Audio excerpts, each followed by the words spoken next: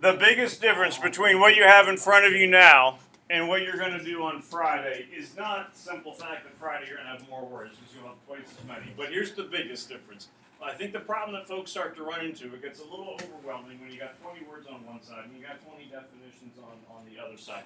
When you have Friday set up, yes, all 40 words will be there, but it's going to be sectioned off into groups of 5 if we get the magic little pen thing to start to showing up here. So for numbers 1 through 5, it'll match up with A, B, C, D, E. Then you'll get a little bit of a break, and we'll have numbers 6 through 10 starting to come in. Well, we're not getting anything today. And then 6 through 10 are going to have a separate set of definitions for A, B, C, D, and E. So right now you're taking a look at A, character speaks thoughts alone on stage. You're trying to figure out which term that one ultimately is going with. You're not going to have to worry about looking at 20 different terms. You're only going to look at 5 terms, 5 definitions at a time. So that whole, if you're doing the process of elimination, is not going to be nearly as bad because, again, you only have 5 words that you're going to have to worry about. So, see if we can get this to work again. There we go. So you'll have 1 through 5, A through E. You'll then have like a group of 6 through 10, and you'll have A through E all over again. So that's where, and I know, Luke, you said you don't like Scantrons. Scantrons, you get a grouping of A, B, C, D, E. It's going to work that way because you're only going to have 5 answer choices at a time. Jaquez, here's the best part. Since it's A through E for 5 at a time, you can't have 3 in a row of A, 3 in a row of B or C, so you don't have to worry about psyching yourself out or anything like that. Nor am I going to do the thing where they all go like in one direction, then go back in the other, or something like that. Well, don't do that on your own. So, again, all the terms are still going to be on there. You still certainly need to know the definitions, but you're chunking it, grouping it into sections of 5. So I don't think that's going to be nearly as overwhelming as this could be. Different people have different ways of approaching matching tests and quizzes. I would start with the definitions and try to figure out, okay, which word then matches up with the definition. So start with A, work your way down, and then try to find the number that is going to best match up. So, character speaks thoughts alone on stage. Anyone have a definition for A? It would be soliloquy, which I think is number 17. So you have a character who is alone on stage. You look at soliloquy, kind of think of it as being a little bit of a solo, alone on stage, speaking their thoughts. So it's just him or her. There aren't any other characters that we would have taking a look at there. So we got A. Expression that is not interpreted literally. That's the idiom. So remember those idiomatic phrases. We talked a lot about people kicking the bucket or pushing up daisies, or I need to cut that person loose. You're not literally doing what those words mean, but it's like a phrase where if you know a word for word definition, the phrase won't make sense. It's an idiomatic phrase. It's not a literal meaning. It's raining cats and dogs. You don't really have Fido and Muffin and whatever other pets are out there falling from the sky. What names they belong to Fido? He names their kid Luke, but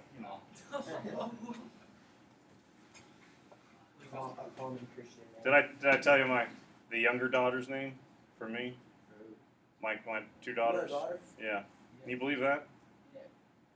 I have Adeline, pretty name, very nice. She's 9. Sadie is 6. I did not want Sadie to be named Sadie. Because when you hear Sadie, what do you think of? I think of a dog. I think of Mercy. It's a golden retriever.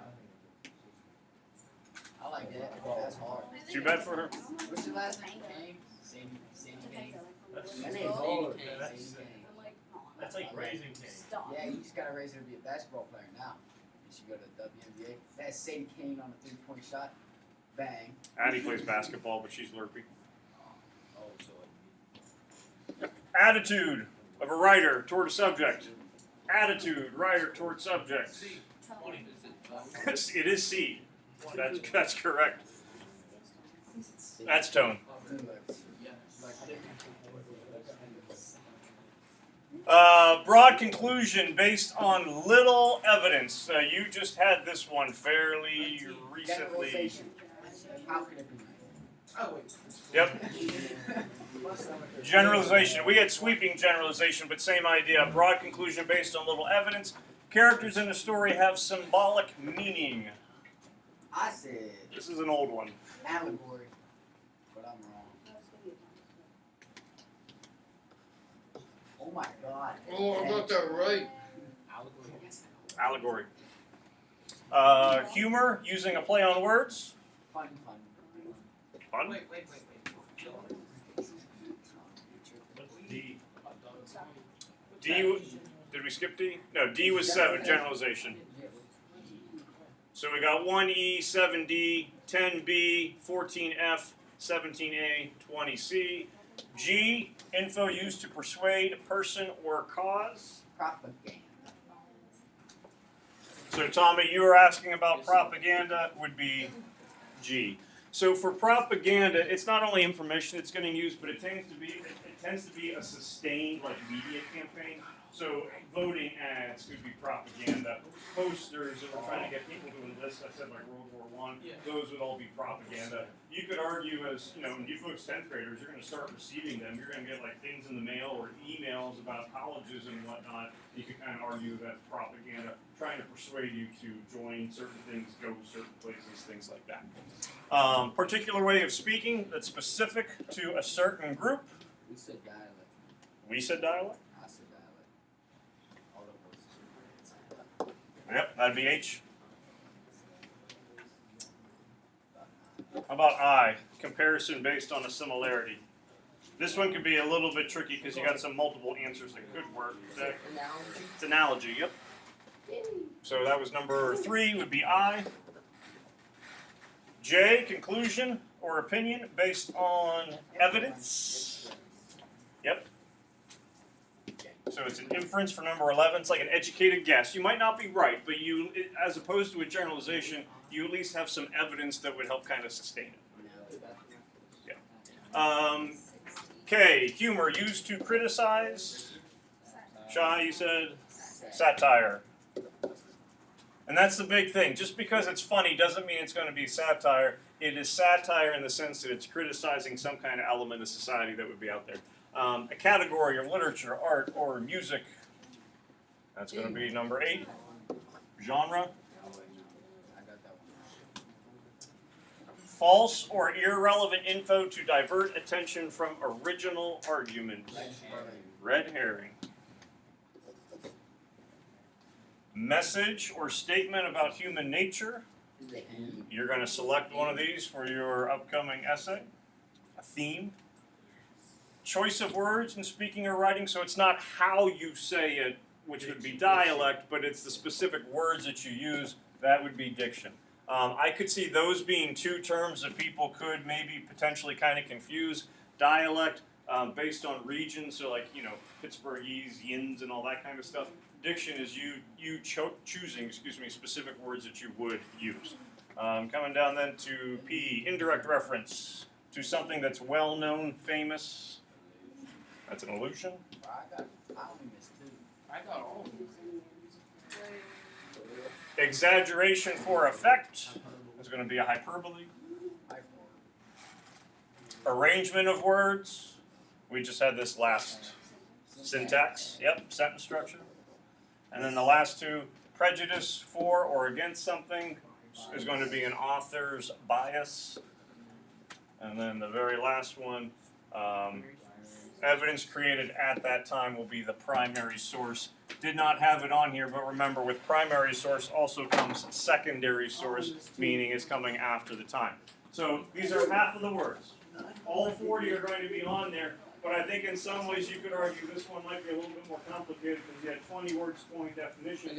Next time it's going to be groups of 5 words with 5 definitions, another group of 5 words with 5 definitions. So you're not going to be looking at all 40 words, all 40 definitions at the same time. Are they going to be in alphabetical order also as well?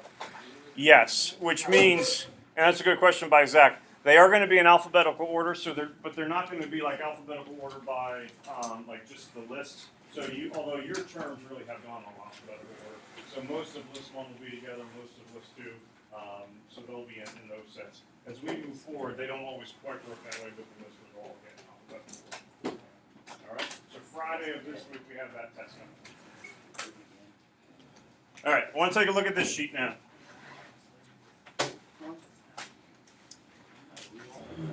What you have is lists, and it goes to 16 symbols that are showing up within the metamorphosis. When you do your essay, and we'll go over the prompt, it's not that you're not going to get a prompt sheet later on. You're going to choose a selected theme that you want to go with, and we'll talk about themes coming up really probably tomorrow a little bit, definitely on Wednesday within the book, where you are going to show how that theme is supported throughout the course of the book by having 3 symbols. So on your sheet, you have 1 through 6 on the front, you got 7 through 16 on the back. You don't have to choose from those 16 symbols, but it's giving you a heck of a lot of symbols that you can pull from. The one thing that you're going to have to be careful of, and we're going to run through this list here in a little bit, you're going to work off in groups and try to come up with some ideas for them. You are going to have a symbol from part 1, you'll have to have a symbol from part 2, you'll have to have a symbol from part 3. So Ben can't write an essay only about part 1 symbols, Logan can't only do part 2 and part 3. So to help us kind of go with that chronological order, we'll have something from part 1, something from part 2, something from part 3. The nice thing is, when it comes to you selecting your symbols, you just got to go back to the sheet to try to figure out which ones you ultimately want to go with. So I'm going to give you about we'll start with 10 minutes and see where we're at. You can move around, break off into some groups. I am going to come around to the groups, and I might tell you, hey, I want you to start looking at number 6 and work your way down. Or start at the back and go backwards, so that we don't have everyone looking at symbols for 1, 2, 3, 4, but we don't have anyone looking at the ones in the back. This is not a homework assignment, so it's not that George has to come in with it all complete tomorrow. But what we're looking for you to do is, number 1, when does this kind of symbol take place? Is it a part 1, a part 2, a part 3? You don't have to give me a page number, but is it part 1, part 2, part 3?